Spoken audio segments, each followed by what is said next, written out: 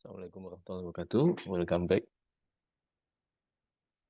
Hari ini kita akan membahas tentang shifting di inovasi. Ini adalah bagian dari seri kuliah transformasi digital. Jadi di sesi pertama kita sudah membahas tentang pengantar, kemudian shifting di customer.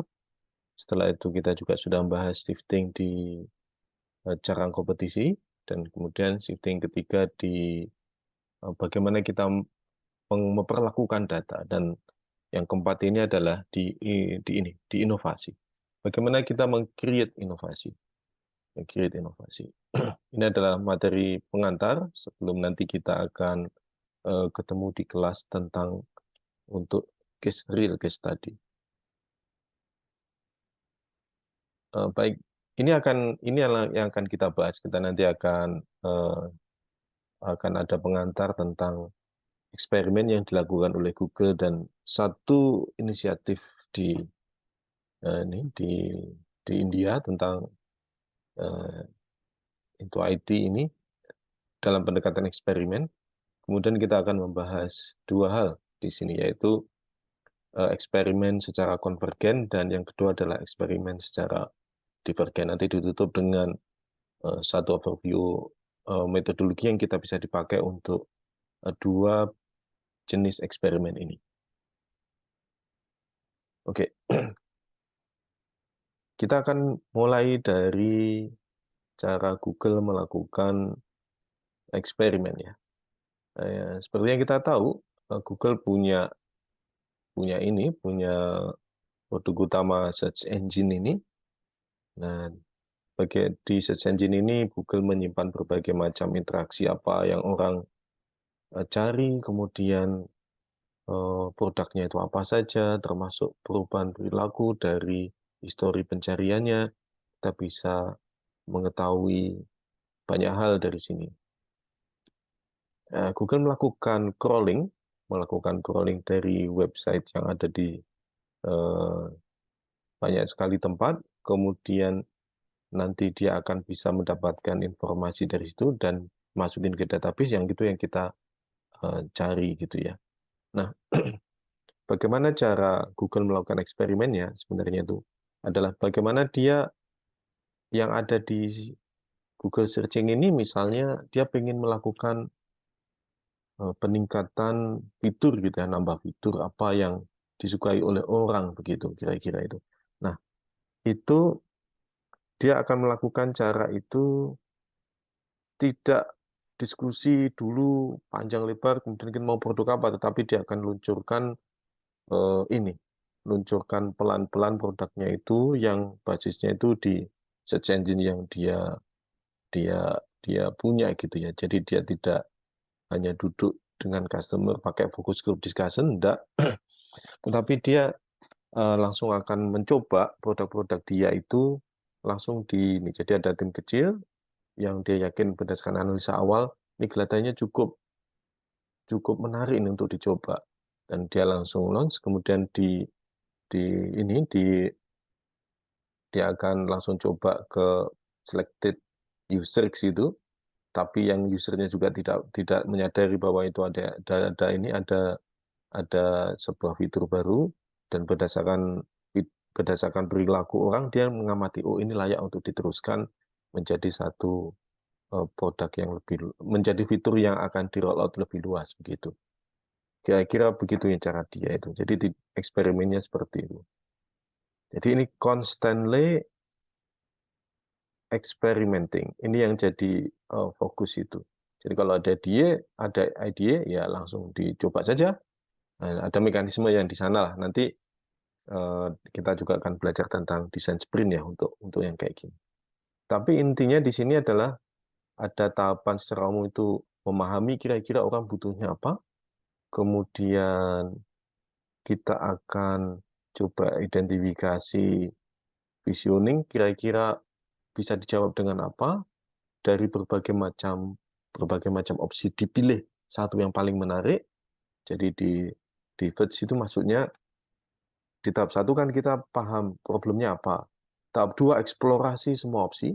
Tahap tiga decide yang paling prospektif. setelah itu dia prototype, kemudian dia validasi. Ini design thinking sekali, ini design sprint sekali. Nanti kita ada sesi khusus membahas tentang ini.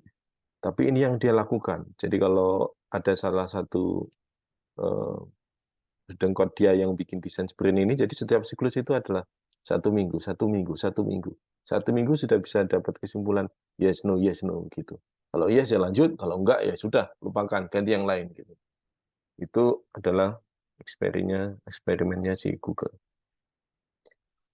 Oke, sekarang kita lihat contoh kedua, yaitu ini satu studi kasus yang saya dapat dari David Rogers tentang sebuah tempat di India sana. Jadi ini case study-nya di India. Jadi di India sana itu ada ini ada petani-petani, di mana petani-petani itu ya dia punya produk yang gampang busuk ini ya, gampang busuk. Ya kalau di Indonesia ya macam sayur mayur, kalau kita di Bandung ya seperti yang ada di Lembang itu kan banyak sekali produk-produk seperti ini. Artinya sejak dipanen sampai ke end customer seperti kita di rumah-rumah itu terbatas waktu. Lewat dari waktu itu panen itu tidak ada gunanya. Soalnya nggak ada orang beli lagi gitu. Jadi itu penting sekali. Nah sialnya kan kalau pas kita panen ternyata harga jatuh. Jadi nanti kebuang. Makanya di kasus ini kan kita pernah pernah ketemu kasus kayak di Lembang itu buang-buang tomat semuanya desperate aja petani itu karena ya udah capek-capek sekian bulan apa itu nanam pas panen rugi, belum dijual aja udah rugi gitu. Nah itu yang dilakukan. Nah di kasus di India ini jadi petani itu mesti pergi ke ini ke pasar, namanya di sana mandi gitu ya, kemudian ngomong kepada si agent yang ada di sana ya, mungkin kayak pedagang pengepul gitu ya mungkin kalau bahasa Indonesia ini ya, tapi nggak ada transparansi, nggak ada transparansi. Jadi si agent ini, si pengepul ini bisa bisa ini bisa melakukan apa ini ya, bisa melakukan menentukan harga itu suka-suka gitu. Dan karena petani itu punya waktu terbatas, dibatasi waktu untuk menjual, kalau enggak kan sudah layu busuk, ya udah petani pasrah itu. Jadi ya kalau semakin siang di satu hari itu semakin pasrah. Terserahlah berapa yang penting kejual. Kalaupun rugi ya jangan rugi 100% lah. Mikirnya begitu tuh mindsetnya gitu. Jadi sampai di satu titik dia itu mesti melakukan diskon habis-habisan. Nah, ini yang sangat tidak nyaman bagi petani. Nah, tim ini punya target untuk membuat produk di mana produk ini dia targetkan 10% saja, 10% saja bisa meningkatkan pendapatan petani dari kondisi sebelumnya. Nah, ini adalah eksperimen yang mau dia lakukan gitu untuk menjawab ini gitu. Kira-kira pakai apa ya? Kira-kira pakai apa? Nah, singkat cerita ada 3 tahapan. Ada 3 tahapan dia melakukan eksperimen itu. Eksperimen pertama, dia ngomong akan melakukan eBay like marketplace. Jadi kalau di eBay itu kan jelas ya. Kemudian dia bikin mock up, dikasih kepada para pengepul itu, kemudian diberikan juga ditanya kepada petani. Tapi menariknya itu adalah si para pengepul itu mengatakan saya nggak bisa dong langsung pasang harga gitu kalau kita nggak tahu kualitas dari ini, dari produknya itu. Jadi pendekatan di sini adalah dia tidak mengabaikan peran-peran yang sekarang ada petani, ada pengepul, ada pedagang di pasar, karena kan saling membutuhkan mereka ini ya. Pedagang juga agak susah menjual sendiri gitu. Itu pendekatan awal dia itu asumsinya. Jadi ini adalah percobaan pertama, eksperimen pertama. Jadi setelah eksperimen pertama itu mereka putusin Oh, ini nggak impossible ini. Ya sudah, kita coba cari ide lagi. Kemudian ide yang kedua, eksperimen kedua itu eh, dia eh, dia pengen para petani itu bisa bisa ngobrol satu dengan yang lain terkait dengan apa yang sedang dia tanam, apa yang sedang dia tanam. Sehingga petani bisa punya better guess ya, bisa menduga, bisa nebak lebih presisi lah yang higher demand-nya itu apa gitu ya. Demand paling besarnya itu apa gitu ya. Tapi ketika diuji ide ini, para petani itu bingung. Kira-kira informasinya itu gimana memperlakukannya gitu ya. Dia bingung, eh, bingung, eh, bingung untuk take decision. Demikian juga saya mesti share yang kayak gimana gitu ya. Itu yang dilakukan oleh petani dan akhirnya ini juga ini kelihatannya susah. Dia pindah ke ide ketiga. Caranya adalah ide ketiganya itu, jadi dari ide kedua itu dia dapat informasi aja. Misalnya begini, ternyata. Jadi sebenarnya petani itu ternyata butuhnya itu informasi aja, informasi aja. Eh, Kira-kira sebenarnya sih kalau untuk komoditas-komoditas ini sekarang harganya itu berapa? Gitu ternyata itu petani itu butuhnya itu kayak gitu. Nah, karena itu dia masuk ke eksperimen ketiga. Eksperimen ketiga itu cuma pakai SMS tentang harga-harga yang pada berbagai market sebelum mereka pergi. Jadi ketika petani itu pergi dari rumahnya, dari sawahnya, dari ladangnya, mereka tuh sudah tahu nih, saya mestinya menjual ke situ dengan harga kisaran harga sekian, gitu. Itu yang coba yang dibutuhkan petani ternyata cuma kayak gitu saja gitu. Itu percobaan ketiga. Nah, kemudian karena ketiga ini ternyata butuhnya kayak gitu, disepakati kan, oh ya memang butuhnya kayak gitu gitu. Ya sudah, dia akan melakukan percobaan ketiga ini. Caranya gimana?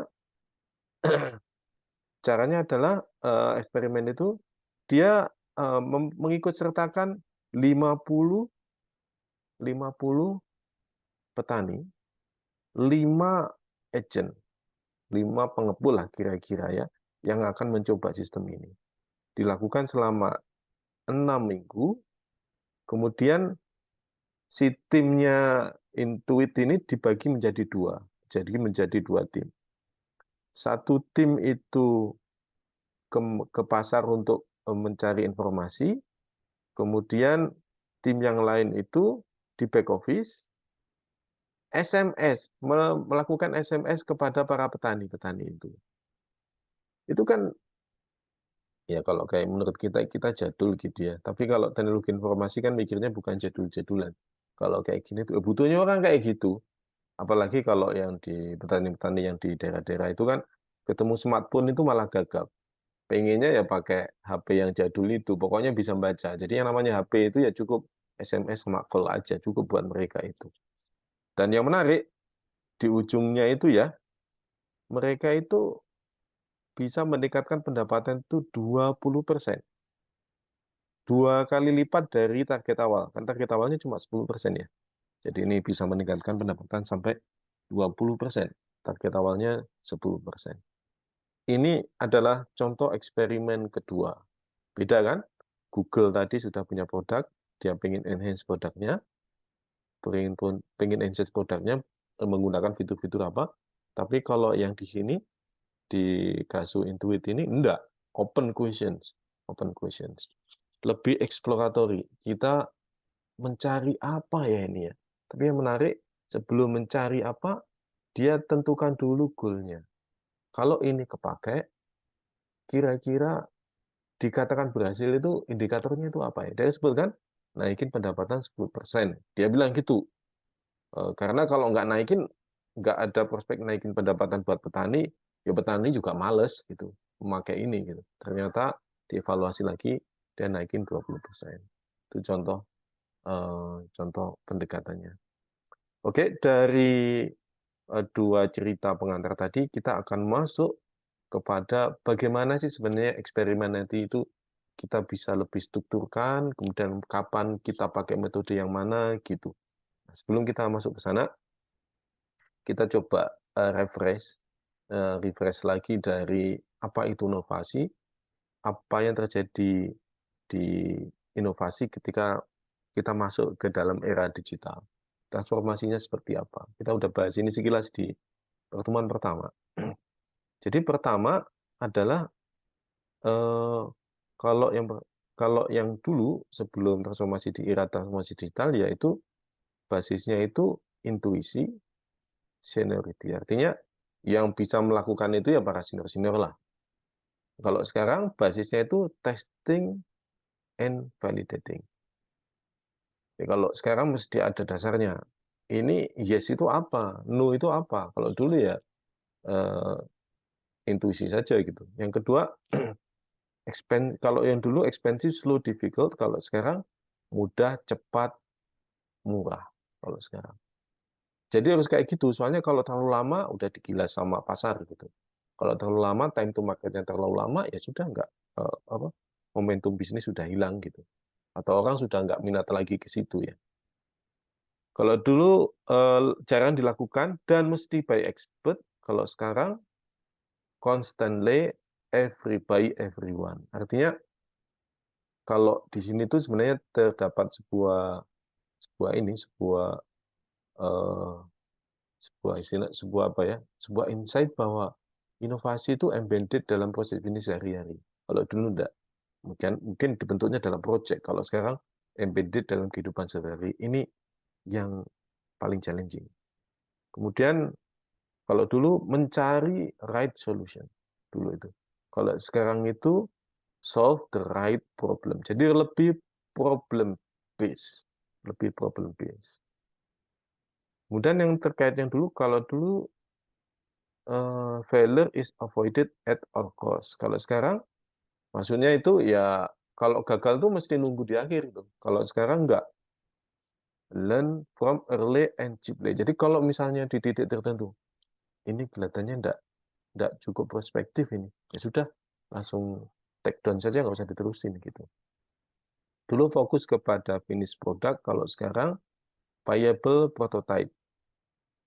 Maksudnya viable prototype itu ada titik tertentu, titik minimal tertentu yang kita bisa melakukan, yang kita bisa memutuskan, yes, ini cukup untuk kita ngambil keputusan go or not go gitu. Kalau di level produk namanya MVP nanti, minimal viable product, tapi kalau di architecture biasanya minimal viable architecture.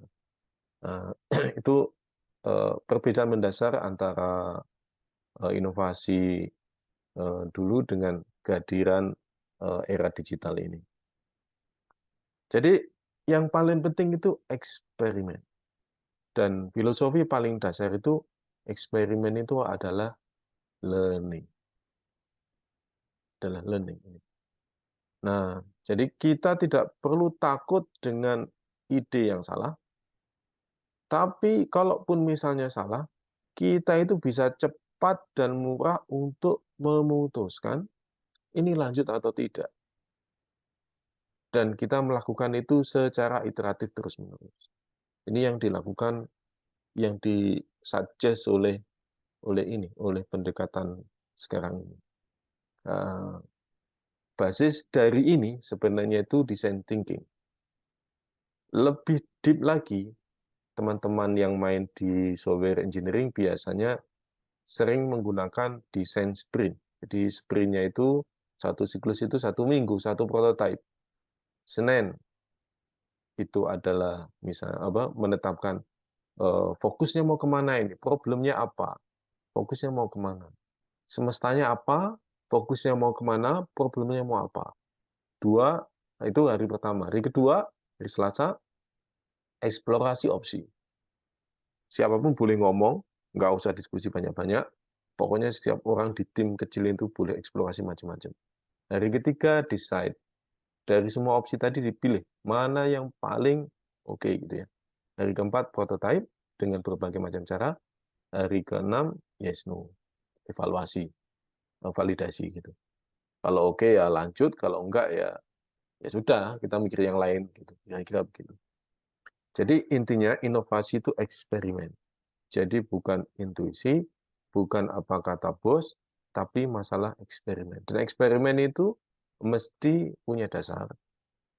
Mau fokus mana, mau kemudian ngambil keputusan yes no itu apa. Nah, apa bedanya?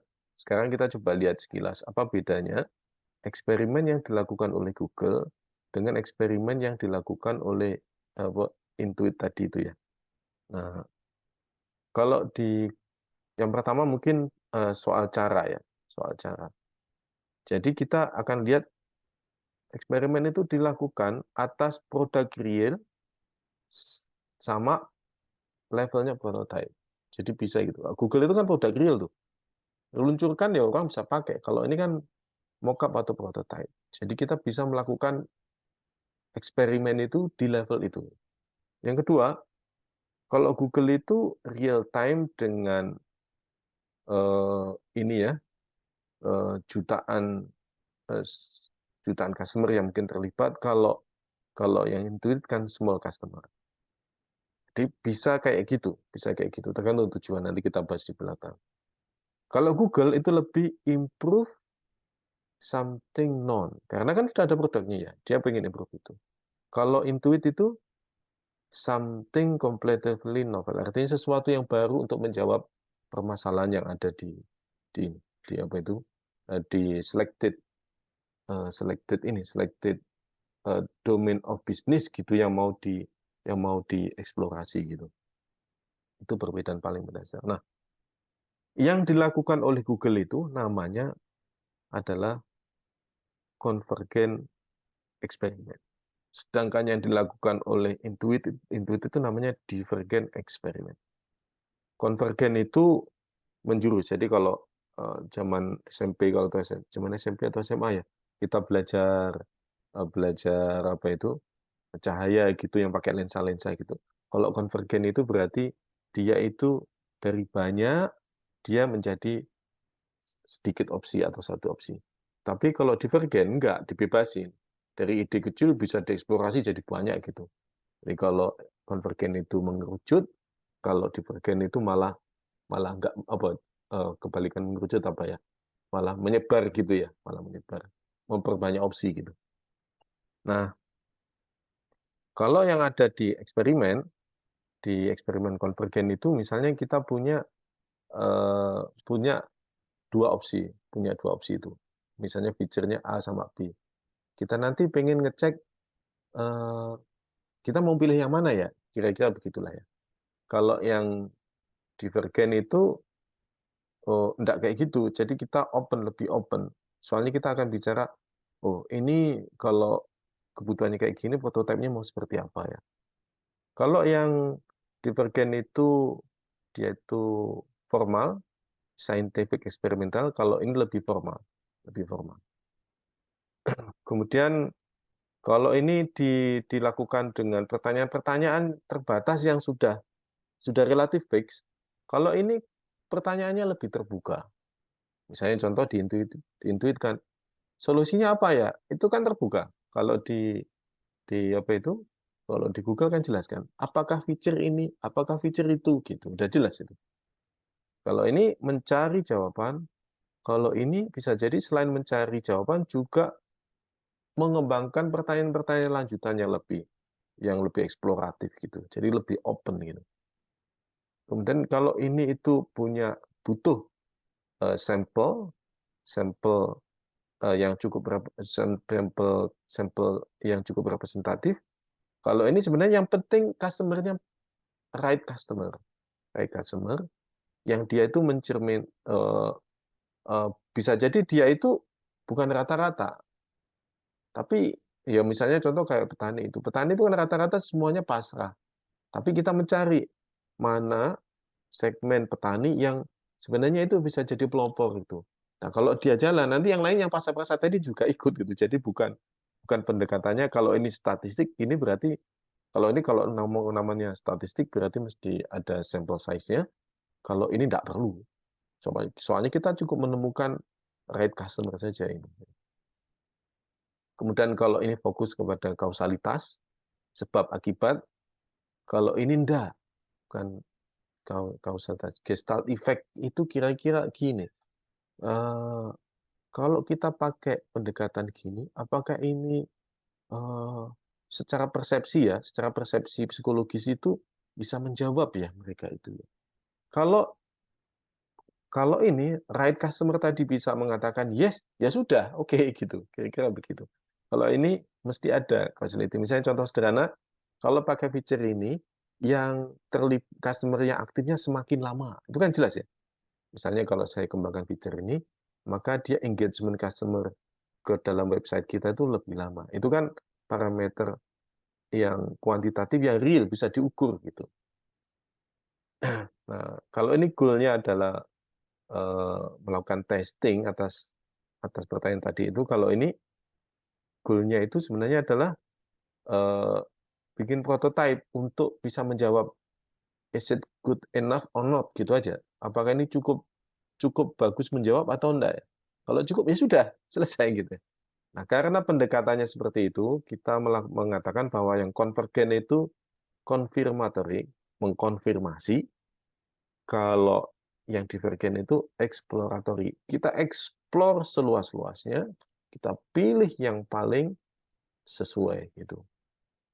Nah, kalau ini kita cocok untuk optimisasi, kalau ini cocok untuk apa itu, kita create ide, kita create ide. Ini biasanya dilakukan di tahapan akhir dari inovasi, kalau ini di tahapan awal dari inovasi. Jadi sebenarnya sih dua-duanya ini bisa dipakai, cuma konteksnya berbeda. Kalau memilih ide besar, yaitu divergen. Tapi kalau kita sesudah punya prototipe, pengen optimasi prototipe, yaitu pakai konvergen. Begitu sebenarnya itu pendekatannya. Tapi mau dua-duanya, yang sama itu ya, increase knowledge, kita punya asumsi, asumsi mesti dites, kemudian kita mesti open mind untuk melihat opsi keluar, kemudian juga di sini kita kita mesti open juga untuk bisa belajar mana yang mau kita terima, mana yang tidak. Bukan berdasarkan apa yang kita yakini, tetapi yang berdasarkan hasil eksperimen gitu. Maksudnya willingness to learn itu maksudnya seperti itu sebenarnya. Basisnya ya eksperimen gitu. Oke, itu dua tipe. Nah, sekarang kita coba eksplorasi lebih jauh masing-masing. Pertama di konvergen. Contohnya, jika saya nambahkan fitur ini, kira-kira customer akan ini nggak ya? Akan akan makin lama di site saya atau enggak ya?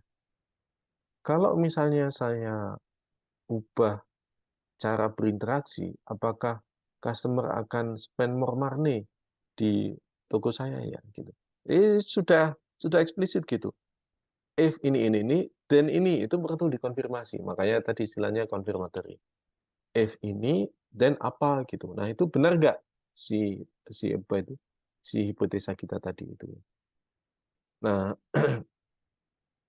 jadi dia itu cocok untuk kasus di mana kita tidak cukup resource, tidak cukup waktu untuk misalnya kita ingin mengkonfirmasi korelasi dari dua event, termasuk juga memverifikasi mana menyebabkan apa. Itu ini apa konvergen eksperimen. Beberapa prinsip eksperimen konvergen ini secara saintifik yang mesti kita perhatikan. Satu, kita bikin causal hipotesis. Di causal hipotesis itu biasanya ada variabel independen dan variabel dependent. Ini kalau kita melakukan ini. Jadi ada sebab, ada akibat. Kalau sebab itu independen, kalau akibat itu dependen. Gitu. Ini teman-teman yang main di statistik pendekatannya sangat bisa nih. Keduanya mesti ada test and control group. Mana yang dites, mana yang nggak dites. Kemudian dibandingkan. Begitu. Yang ketiga, randomly assigned participan. Partisipan yang ikutan ini itu harus random, mewakili mewakili mewakili ini populasi populasi yang jadi customer kita ini. Kemudian selain random, dia juga size-nya secara statistik itu bisa dipenuhi. Ada pendekatan statistik untuk mengatakan minimal sample size itu dibandingkan populasi berapa. Contohnya gitu. Itu ada pendekatan kayak gitu. Dan blind testing. Yang diajak tes, yang ngikutin testing ini dia nggak sadar kalau melakukan itu. Jadi dia akan alamiah perilakunya eh, seperti sebelum-sebelumnya gitu.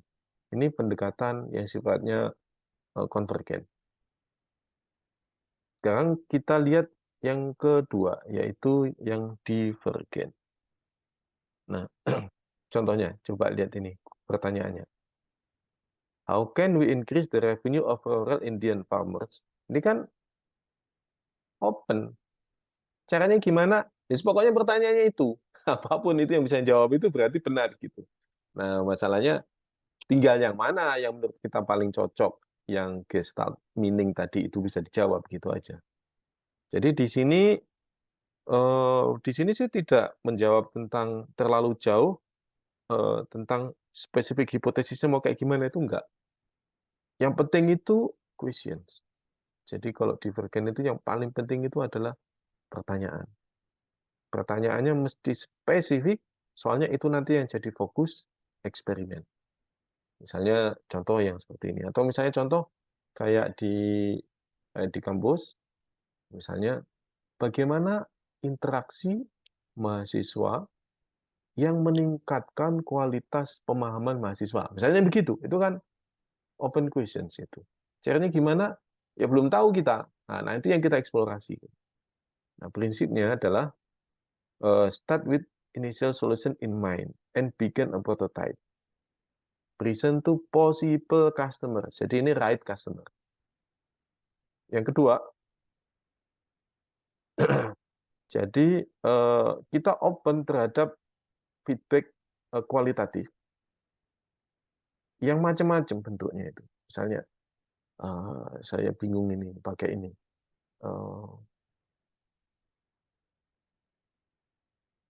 Saya mau pakai ini kalau misalnya yang lain sudah ada gitu. Jadi saya nggak yakin, saya hanya mau pakai kalau sudah pasti aja gitu ya. Atau saya bingung ini sebenarnya saya itu nyari apa ya? Atau ya saya suka ini nih, saya suka ini. Tapi saya pengen ini lebih cepat gitu. Nah, ini kan pertanyaan-pertanyaan ini adalah tanggapan-tanggapan kualitatif seperti ini kita perlu eksplorasi sehingga kita bisa menjawab sebenarnya yes, ini good enough. Nah, ini good enough ini. Ini good enough ini.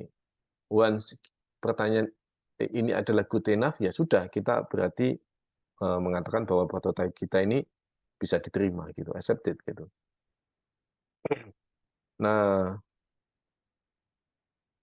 apa common mistake yang biasanya terjadi dalam pendekatan eksperimen yang divergen ini? Testingnya terlalu telat, terlalu banyak eksplorasi, terlalu telat, sehingga kita itu cuma punya waktu development itu yang terbatas.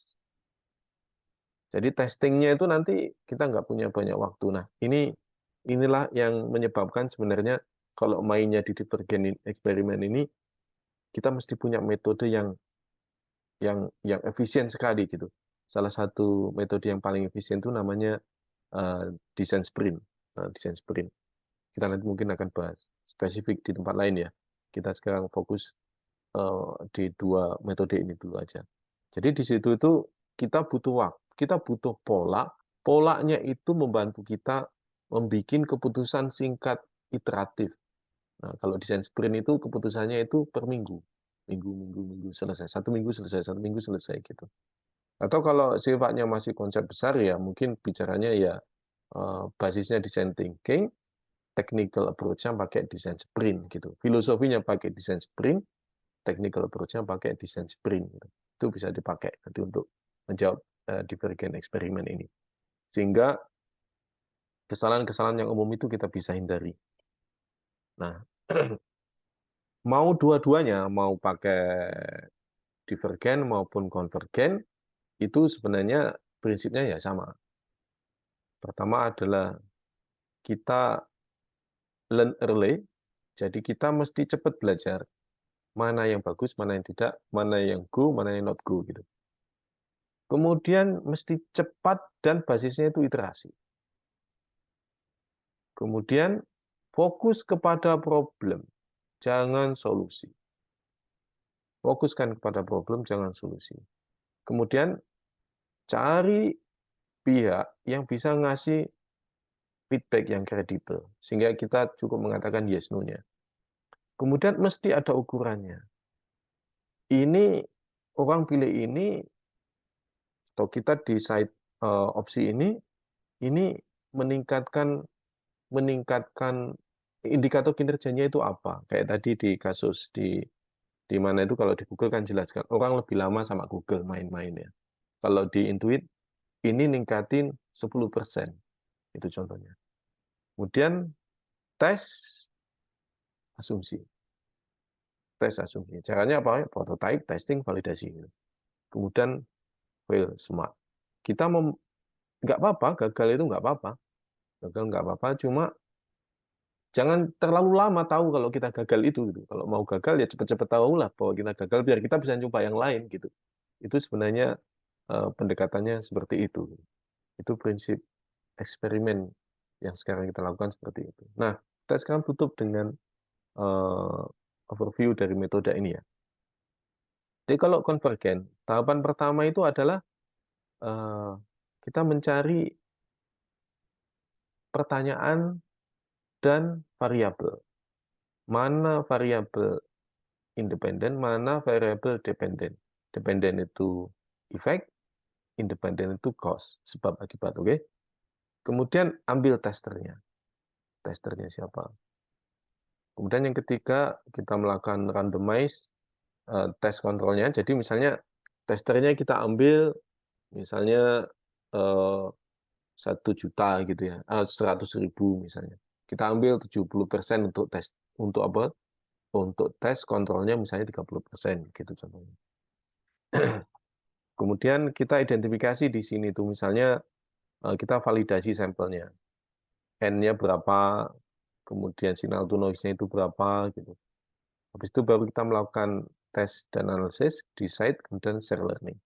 Tes analisis itu berarti ya di sini kita sudah bicara, kita sudah siapkan prototipenya yang bisa dianalisis, dicoba orang, kemudian kita analisa data statistiknya, kemudian kita coba decide, yes, ini kita dari A sama B, kita pilih B aja. Gitu kira-kira itu. Nah, itu di konvergen. Sekarang kita kalau di divergen gimana? Pertama, paling penting problem. Paling penting problem. Kemudian kita itu punya batasan resource. Jadi kita sampaikan, oke ya, di sini kita bicara masalah. Untuk mecahin masalah ini, kita akan maksimal beresin ini misalnya dalam 1 bulan.